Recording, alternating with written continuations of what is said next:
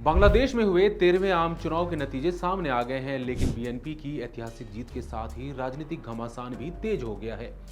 12 फरवरी 2026 को देश भर की 299 सीटों पर मतदान हुआ था, जिसमें बांग्लादेश नेशनलिस्ट पार्टी यानी बीएनपी ने एक तरफा बहुमत हासिल कर लिया है।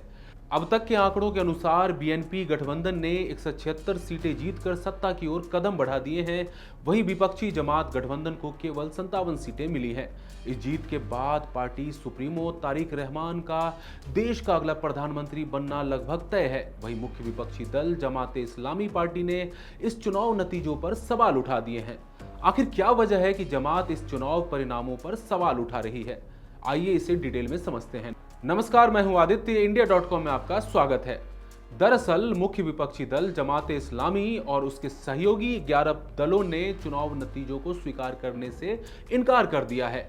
जमात ने पूरी चुनावी प्रक्रिया की ईमानदारी पर गंभीर सवाल उठाए हैं। उनका आरोप है कि कई इलाकों में उनके पोलिंग एजेंटों को डरा धमकाकर बाहर निकाल दिया गया और मतदाताओं पर बीएनपी के पक्ष में वोट डालने का दबाव बनाया गया। विपक्षी गुटों का दावा है कि मतगणना में बड़े पैमाने पर धांधली हुई है। उन्होंने निर्वाचन आयोग से मुलाकात कर 100 से ज्यादा वीडियो सबूत और दस्तावेज सौंपे हैं।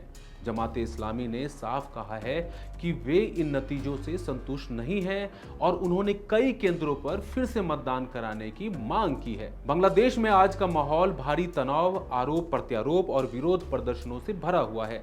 जहां एक तरफ बीएनपी ऐतिहासिक जीत का जश्न मना रही है, वहीं दूसरी तरफ विपक्ष इस चुनावी लड़ाई को अदालत और आयोग के दरवाजे तक ले जाने की तैयारी में है।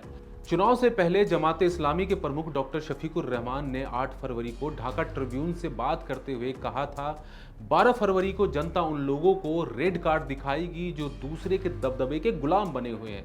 जानकारों का मानना है कि ये जमात की ओर से बीएनपी को धमकी थी।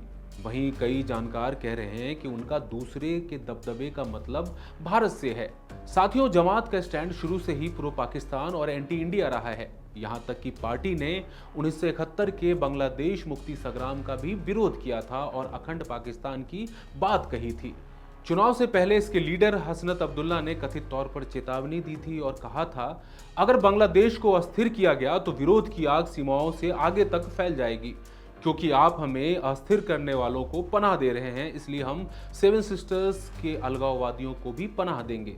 उनका इशारा भारत की ओर था।